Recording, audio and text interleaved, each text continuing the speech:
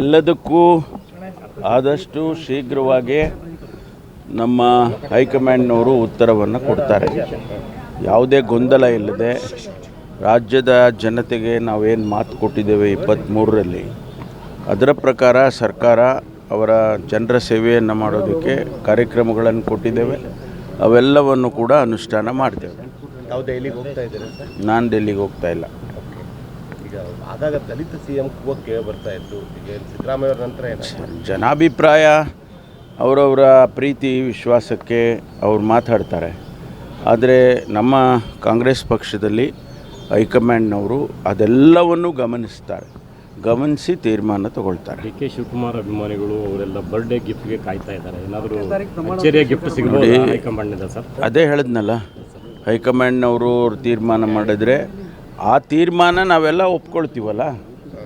ಯಾವುದೇ ತೀರ್ಮಾನ ಹೈಕಮಾಂಡ್ ಮಾಡಿದರೆ ಪ್ರತಿಯೊಬ್ಬ ಕಾಂಗ್ರೆಸ್ಸಿಗೂ ಕೂಡ ಒಪ್ಕೊಳ್ತಾನೆ. ಕಳೆದ 8 ತಿಂಗಳಿಂದ ಗೊಂದಲ ನಡೀತಾ ಇದೆ. ಗೊಂದಲ ಏನಿಲ್ಲ. ಸಾರ್ವಜನಿಕವಾಗಿ ಅವರು ಅಲ್ಲಿ ಒಬ್ಬರು ಇಲ್ಲಿ ಒಬ್ಬರು ಅಭಿಮಾನಿಗಳು ಮಾತಾಡ್ತಾರೆ, ಅವರ ಸ್ಟೇಟ್ಮೆಂಟ್ಗಳು ಕೊಡ್ತಾರೆ. ಬಿಟ್ಟರೆ ಗೊಂದಲ ಏನಿಲ್ಲ. ಸರ್ಕಾರ ನಡೀತಾ ಇಲ್ವಾ? ಆಡಳಿತ ನಡೀತಾ ಇಲ್ವಾ? ಕಾರ್ಯಕ್ರಮಗಳು ನಡೀತಾ ಇಲ್ವಾ?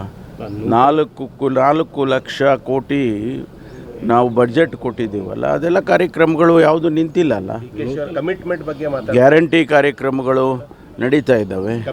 ಅದೇ ನೋಡಿ, ನಾನು ಅದಕ್ಕೆ ಹೇಳಿದ್ದು ಹೈಕಮಾಂಡ್ನವ್ರಿಗೆ ಗೊತ್ತು, ನಮಗೇನು ಗೊತ್ತಿಲ್ಲ.